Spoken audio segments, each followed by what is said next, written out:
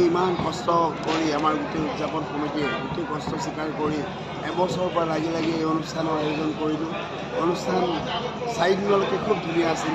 জুবিন দা অহাৰ পিছত কিছুমান ব্যক্তিয়ে ইণ্টেনশ্যনেলি কৰে নে কেনেকৈ কৰে নাজানো, কিন্তু আমাৰ কিমান কষ্ট কৰি কিমান আৰ্থিক এটা আমি হেৰি কৰি 86 লাখ বাজেটেৰে মহোৎসৱখনি ধন্যমণ্ডিত কৰিবলৈ আগবাঢ়িছিলোঁ। আজি কিন্তু একাংশ দুষ্কৃতিকাৰীয়ে চকী ভাঙি আমাৰ অনুষ্ঠানটোক অকণমান যেন সৌন্দৰ্য নষ্ট কৰি পেলালে।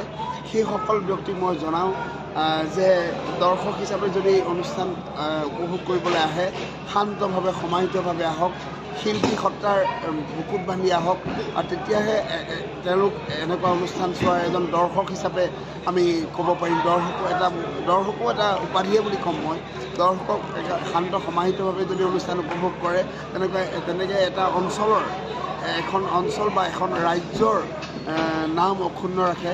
বাহিৰত যেন আমাৰ বাহিৰৰ ৰাজ্যবোৰে যেন অসমখনৰ নাম বেয়াকৈ ক'বলৈ নাপায়গৈ তাত গৈ। কিন্তু আজি চকী ভাঙি জুবিনৰ অনুষ্ঠানত কিয় চকী ভাঙে সেইটোৱে মোৰ এটা প্ৰশ্ন উত্থাপন হৈছে। এই চকী ভঙা এই কাৰ্যটো বন্ধ হ'ব লাগে। মই সকলোকে আহ্বান জনাওঁ, যিসকলে জুবিন গাৰ্গে হওক বা পাপনকে হওক বা ডাঙৰ ডাঙৰ শিল্পীসকলক আমন্ত্ৰণ জনাই অনুষ্ঠান পাতে, তেখেতসকলক অনুৰোধ জনাওঁ এইটো ক্ষেত্ৰত সকলোৱে সচেতন হওক।